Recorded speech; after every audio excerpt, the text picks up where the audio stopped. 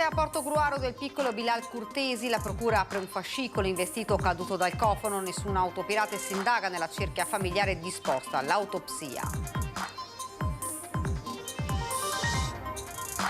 Lo zio del piccolo parla di disgrazia, un incidente maturato in una famiglia che vive ai margini della società, come racconta la signora che da anni è senza alcun sostegno, cerca di aiutarli. Neonato con la sindrome del bimbo scosso, morto in ospedale a Padova, arrestata la mamma per maltrattamenti, è una giovane donna di origini marocchine che vive in provincia di Rovigo. Protesta dei comitati cittadini in Consiglio Comunale a Venezia, all'ordine del giorno il contributo d'accesso, questa città non deve diventare un museo, scandiscono i manifestanti.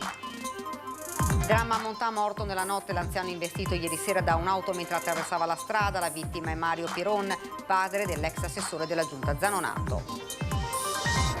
Fuoriuscite degli scontenti dalla Lega per il presidente del Veneto Zaia, non si può lasciare l'aereo solo perché si sentono turbolenze e prosegue, né Caner né Bottacina hanno motivo di andarsene. Un tuffo nella storia, un viaggio nella Grande Guerra del 15-18 per non dimenticare a Gallo la rievocazione storica nei luoghi che hanno fatto da sfondo ad aspri combattimenti. Buonasera, ben ritrovati, edizione regionale dei nostri notiziari. Dunque questi titoli li avete sentiti, in primo piano la cronaca, sono ancora tutte da chiarire. Le cause della morte di un bimbo di appena 1 anno e mezzo, accaduta ieri sera a Mazzolada, frazione di Portogruaro. Da una parte i familiari che parlano di caduta accidentale, dall'altra i carabinieri e la procura che stanno indagando su un possibile investimento del piccolo da parte di un'auto. Tu mi dici che praticamente, senza che ti faccio vedere, cioè la macchina era qua? Sì, la macchina era qua e la bambina l'ha appoggiato sul cofano della macchina e il bambino è caduto. Si è battuto la testa. E ha battuto la testa. Racconta così lo zio di Bilal Curtesi come si è consumata la tragedia su questa strada di Mazzolada, frazione a sud di Portogruaro, dove il piccolo di 1 anno e mezzo è morto ieri sera. Il fatto è accaduto alle 5:30. Qualche minuto prima era venuto mio fratello dal centro, probabilmente era andato a fare la spesa e ha lasciato la macchina davanti al cancello di casa che stava scaricando. Una caduta rovinosa, testimoniata da queste macchie di sangue. Poi il bimbo che non risponde, la folle corsa all'ospedale. Il fratello minore di me è corso in ospedale e l'ha portato. Ovviamente non è morto sul colpo. Quando però il bimbo arriva al pronto soccorso non c'è già più nulla da fare. Una disgrazia quindi che però secondo i carabinieri si sarebbe consumata in tutt'altra versione, rafforzata dalla prima analisi sul corpicino fatta dal medico legale. Le lesioni gravissime al capo, si parla di sfacelo cranico, sarebbero più compatibili con un investimento e il bambino ha finito con la testa sotto ad una ruota. La procura di Pordenone ha aperto un'inchiesta anche con l'ipotesi di omicidio colposo. Per giovedì prossimo sarà svolta l'autopsia, mentre i carabinieri hanno acquisito la registrazione della telefonata giunta al 118 seguita dalla folle corsa verso l'ospedale. Il mio fratello aveva chiamato anche l'ambulanza, ovviamente l'hanno aspettato l'ambulanza non è arrivato e ha visto che non arrivavano i soccorsi, ha preso la macchina e è andato lui. In quel frattempo lì l'ambulanza c'era già lì al pronto soccorso, non si è mossa neanche. Una disgrazia maturata all'interno di un contesto difficile per una famiglia che vive ai margini della società, come ci ha raccontato la signora che da anni è senza alcun sostegno né dal comune né dal volontariato sociale li sta seguendo nella loro quotidianità. Il sangue e i cerchi di gesso sull'asfalto raccontano chiaramente la tragedia che si è consumata ieri sera in via Loredana Mazzolada di Portogruaro. Siamo nel profondo Veneto orientale, dove piccoli borghi si alternano a vaste aree coltivate a prosecco o cereali. E qui, da oltre 20 anni, si è insediata la famiglia Curtesi, originaria della Serbia. Il recupero metalli, la professione dichiarata e la serie di auto, ma soprattutto le carcasse presenti un po' dappertutto, denotano una vita difficile ai margini della città, in una via dove non c'è nemmeno l'illuminazione pubblica.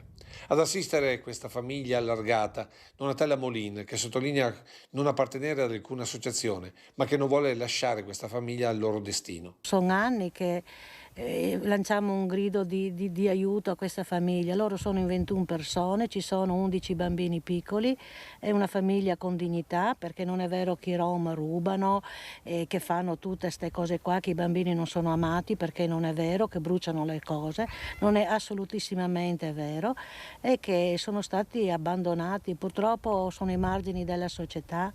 A me dispiace tantissimo per la mamma che è in attesa del terzo bimbo, ed un dolore come tutte quante le mamme e le nonne quando perdono un bambino. Ovviamente affranti oggi. La mamma è una creatura, ha 18 anni, è una farfalla da tanto esile, si figuri perdere un figlio. Guardi che il dolore è uguale per tutte le persone, non è perché uno è rom, perché uno è sinto, assolutissimamente no, come il pregare. Loro pregano all'anno i loro periodi, come noi andiamo in chiesa, e il dolore di una mamma è enorme. Donatella non si esprime sulla dinamica della disgrazia perché tutti ora pensano solo ai funerali.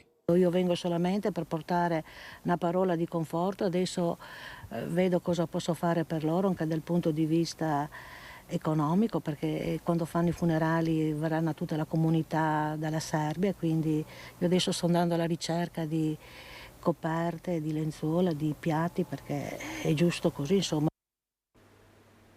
E purtroppo dobbiamo parlare di un'altra tragedia avvenuta questa volta a Padova. Neonato con la sindrome del bimbo scosso è morto in ospedale a Padova, arrestata la mamma per maltrattamenti.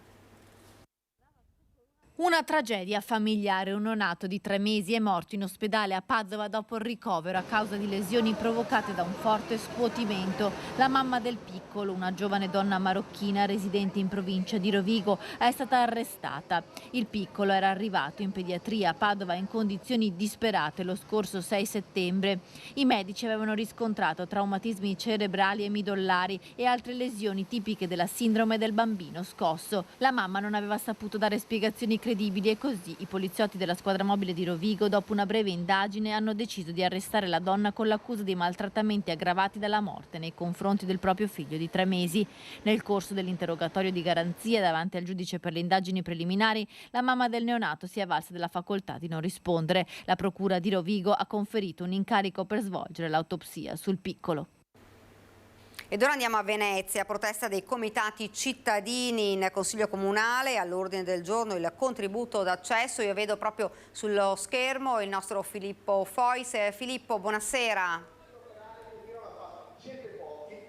Buonasera, scusami Daniela, ma qua abbiamo qualche difficoltà a sentirvi in studio perché diciamo che siamo in un momento caldo di questo lunghissimo Consiglio Comunale che voterà il contributo d'accesso a Venezia. È stato un Consiglio molto caldo, so che è stato anche molto partecipato, ci sono state 2 interruzioni dei lavori, in questo momento non siamo rimasti in tanti, il sindaco sta parlando direttamente, il sindaco Luigi Brugnaro, con alcuni ragazzi che stanno manifestando contro il provvedimento. È un po' difficile parlare da qui, c'è da dire che effettivamente durante questo lungo pomeriggio sono scontrate 2 opposte visioni della città, tra chi come le opposizioni afferma che il contributo d'accesso a 5 euro non serve a regolare il turismo a Venezia e serve solamente per fare bella figura in vista del voto dell'UNESCO per l'ingresso eventuale di Venezia tra i siti a rischio dell'umanità, e invece quello della maggioranza che ha detto per regolare il turismo non si è ancora mai fatto niente e noi adesso siamo i primi a provare con dei provvedimenti che naturalmente poi potranno essere migliorati una volta che entrano in vigore. Io vi farei sentire il sindaco proprio nel momento in cui è appena arrivato in Consiglio Comunale, quindi un paio d'ore fa. 20 giorni all'anno. Faremo la sperimentazione e questi dubbi, queste pubblicità, tutte queste cose speriamo si sciolgano. Quando ho fatto, ho capito che ho finito il tempo, ma quando ho fatto, quando ho proposto di fare le priority sui battelli, i primi 15 giorni mi hanno massacrato, tanti, accusandomi di violare la Costituzione, i diritti costituzionali, eccetera. Dopo 15 giorni ho visto che la roba funzionava, perché la signora che doveva andare a prendere il bambino a scuola poteva passare davanti i turisti. Non è successo niente, adesso la vogliono tutti, anche su posti dove non c'è neanche spazio per farlo, dove Gindo. E io ho detto, ma cosa ti fa? Priority, Gindo, Tieto Sorella, chi passa davanti, capito? Cioè questo è. Si tratta di fare delle sperimentazioni, non è mai stato fatto in nessuna parte del mondo. In nessuna parte del mondo. Dobbiamo sperimentare, dobbiamo provare con umiltà, aspettandoci anche tutte le critiche giuste, legittime, ci possono essere, risolveremo tutti i problemi, però è nell'interesse della vita della città che tutti dichiarano di volere. Senta, adesso si parte quando, secondo lei, dopo il voto di oggi? No, si parte il prossimo anno, abbiamo detto, sarà in primavera. Io penso forse le vacanze di Pasqua, là, quei giorni Pasquetta. Noi guarderemo la serie storica dell'anno scorso, comunicheremo con ampio anticipo a tutti, faremo una campagna sia nazionale che internazionale per raccontare, perché tutti sappiano, agenzie eccetera. Chi viene e soggiorna in albergo non ha nessun problema, perché facendo la prenotazione in albergo avrà automaticamente il QR code, se si tratta di quelle giornate lì. Chi invece viene in giornata e potrebbe venire un altro giorno, saranno il sabato, le domeniche, le festività immagino, magari sceglie di venire un giorno meno affollato. Tutto qua, saranno 20 giorni di sperimentazione e non vogliamo danneggiare nessuno, e così sarà.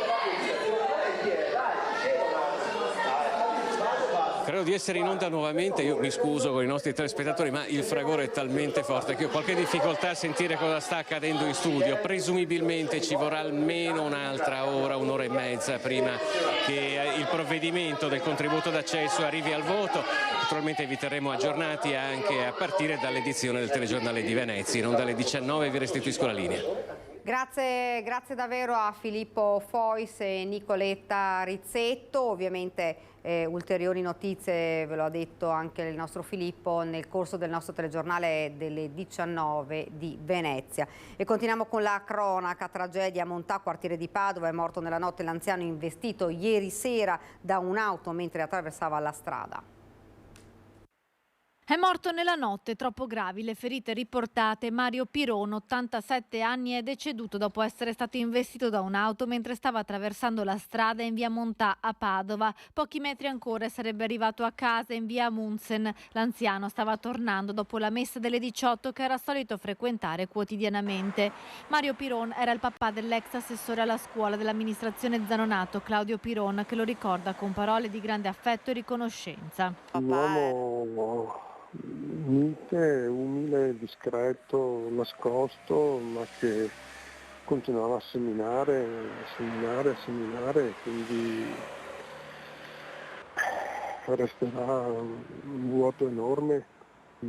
Era tutto per gli altri, insomma, per mia mamma, l'ho assistita a 5 anni in un calvario incredibile che non ha mai ceduto di una virgola. Mario Piron era la colonna portante della sua famiglia ed era molto conosciuto nella parrocchia di Sant'Ignazio di Montà, dove era animatore liturgico e componente del coro.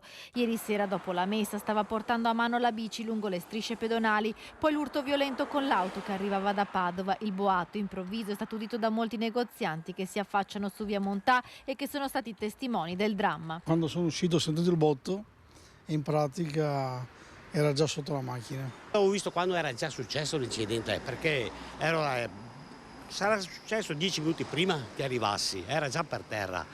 Però ho cercato di capire anch'io la dinamica. Ma qua corrono le macchine? Sì, corrono abbastanza forte, a dire. Secondo me sì, corrono.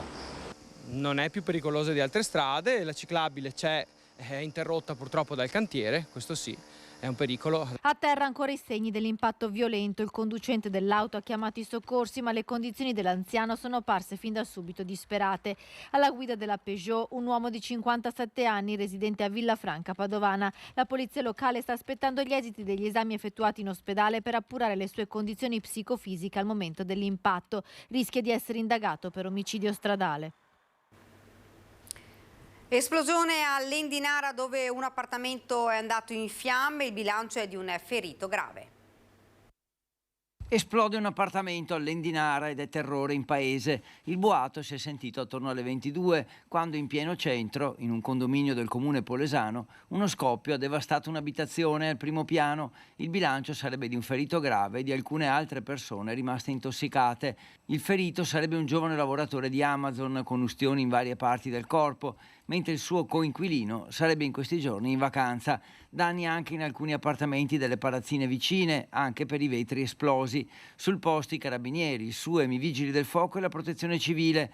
Dopo l'esplosione si è sviluppato anche un incendio, prontamente spento dai pompieri, che hanno evacuato qualche altra abitazione e messo al sicuro gli anziani. Il ferito è stato trasportato in ospedale con l'elicottero del SUEM, mentre sulle cause ogni ipotesi è aperta, a partire da quella di una fuga di gas, ma gli accertamenti sono in corso. Ed ora ci fermiamo per una piccola pausa pubblicitaria e torniamo subito in studio.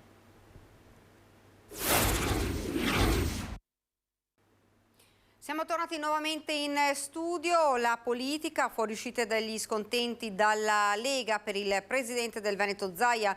Non si può lasciare l'aereo solo perché si sentono turbolenze e dice sarò a Pontida dove c'è la vera Lega. Questo è un grande viaggio e se ogni volta che senti una turbolenza in volo ti alzi, va dal pilota e dice fammi scendere, finisce che tu non arrivi mai alla fine. Si va avanti anche se l'aereo sente delle turbolenze, dice il presidente del Veneto Luca Zaia, riferendosi alle fuoriuscite dalla Lega di queste settimane e alla campagna acquisti che sta portando avanti il coordinatore di Forza Italia Flavio Tosi. Io mi occupo di amministrazione, non di politica, ribadisce per l'ennesima volta, ma poi prosegue. Io sono della Lega, resto nella Lega, non azzardatevi mai a scrivere altre robe, nel senso che se i cittadini vogliono sapere cosa faccio io non mi pongo neanche il dubbio. Ne ho vissute tante perché la Lega è la storia della vita, cioè un partito che comincia ad avere più di 30 anni. Ho visto la Lega al 38%, l'ho vista al 2,8%, l'ho rivista su al 16%, cioè ho visto di tutto. Ma ho visto anche Renzi al 42% in Veneto nel 2015, ho visto anche la Forza Italia al 30,3%, quasi al 40% in Veneto, ho visto oggi abbiamo Fratelli d'Italia, è la storia della vita. Alcuni degli scontenti del Carroccio pronti ad andarsene sarebbero proprio dei suoi assessori. Non cita Roberto Marcato, lì il discorso sarebbe troppo complesso, ma accenna a Giampaolo Bottacin e Federico Caner. Ma perché deve andare via Caner? Sta facendo il suo 22esimo, 23esimo anno di regione. È un assessore al quale io ho affidato con fiducia agricoltura, turismo, un sacco di deleghe, cioè importanti, sta seguendo bene il settore, non c'è altro da aggiungere. Nel senso, da un punto di vista mio, io non ho nulla da recriminare all'assessore Caner, tantomeno all'assessore Bottacin. Dopodiché, attenzione, non siamo in un carcere. Nessuno è costretto a rimanere con la forza, dunque. Infine descrive la Lega che lui desidera e sostiene progressista, dice, e moderata. La Lega vive finché ha identità ed ha un progetto politico che è quello che noi portiamo. Probabilmente abbiamo una colpa. In Italia si parla tantissimo di federalismo, penso che non ci sia più un cittadino che non sia federalista in Italia. Questo è merito della Lega, dovremmo dirlo un po' di più. Ciò non toglie che noi dobbiamo avere rispetto per le idee di tutti. IT Alert dal 21 settembre, l'SMS di allarme che arriverà sul cellulare di tutti i veneti. Si tratta di un test contro le eventuali emergenze in atto che si potrebbero verificare. Questo è un messaggio IT Alert, il sistema di allarme pubblico che una volta operativo invierà messaggi in tempo reale nelle aree interessate da gravi emergenze. IT Alert, questo è il nome della app che dal prossimo 21 settembre invierà un SMS a tutti i veneti. Il segnale è chiaro e univoco, arriverà l'SMS con un fischio, quindi con una nuova suoneria. Di cosa si tratta, Assessore Bottacin? IT Alert è il nuovo sistema di allertamento pubblico nazionale gestito direttamente dal Dipartimento della Protezione Civile Nazionale e ha lo scopo di inviare a tutti i telefonini in maniera indistinta che si trovano in una determinata zona che potrebbe essere, come dire, investita da un evento calamitoso piuttosto che altro tipo di emergenza, dei messaggi per aiutare la popolazione a conoscere sia l'evento e sia quello che ciascuno può fare per cercare di ridurre il rischio a cui è esposto. Si tratta di un test per verificare che il sistema funzioni e che decolla anche in Veneto in via sperimentale l'SMS per ridurre al minimo l'esposizione al rischio dei cittadini, ovvero per eventi di emergenza in corso che si potrebbero verificare, quali fatti di natura sanitaria, situazioni meteo rilevanti, incidenti industriali, maremoto e situazioni di rischio dighe. Così come anche norme comportamentali come quelle quando c'è una piena di stare distanti dai ponti. Sembra banale, ma io verifico ogni volta che c'è una piena, è pieno di persone che vanno sui ponti o sugli argini esponendosi a un rischio inutile. Quindi credo che sia uno strumento che può essere utile anche per creare e migliorare una cultura della sicurezza in ogni singolo cittadino. Ed ora andiamo a Gallio con una rievocazione storica per non dimenticare. Un tuffo nella storia, un viaggio nella Grande Guerra del 15-18 per non dimenticare. La frase incisa nel 1920 sulla colonna mozza dell'Ortigara ha dato il titolo alla rievocazione storica della Prima Guerra Mondiale che si è svolta domenica a Gallio in località Campomuletto. Proprio la zona interessata, a partire dal maggio del 1916, da aspri combattimenti per contrastare l'offensiva austro-ungarica, nota come Offensiva di Primavera, che aveva lo scopo di trovare sbocchi verso la sottostante pianura veneta. Alla rievocazione hanno partecipato numerosi gruppi di rievocatori italiani e stranieri, uniti da spirito di amicizia e dalla cultura della fratellanza tra i popoli, per non dimenticare, appunto, perché è importante ribadire ancora una volta che la storia può essere e sa essere maestra di vita. Non rimane che farvi vedere le previsioni del tempo, come di consueto, e poi ci sarà il telegiornale di Venezia. Grazie davvero per averci seguito, arrivederci.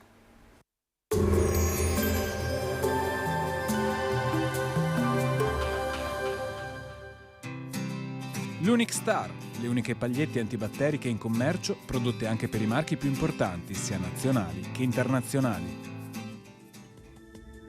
Bentrovati al meteo. L'alta pressione si indebolisce, il transito di una debole perturbazione aumenterà la probabilità di temporali. Vediamo insieme il dettaglio di mercoledì 13 settembre. Sul Veneto sarà in prevalenza soleggiato, come ci mostra la grafica. Tuttavia avremo una nuvolosità più consistente sulle zone montane con frequenti rovesci.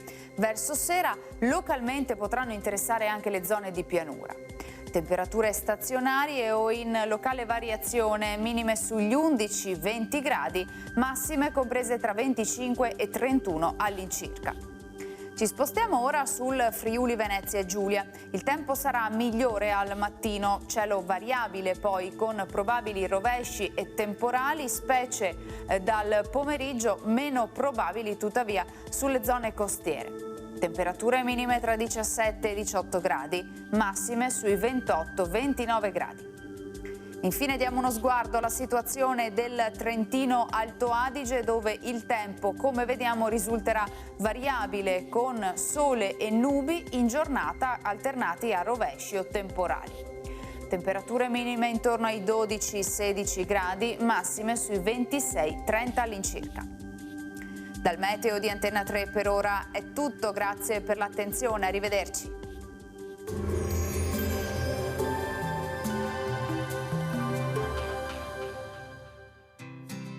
L'Unic Star, le uniche pagliette antibatteriche in commercio, prodotte anche per i marchi più importanti, sia nazionali che internazionali.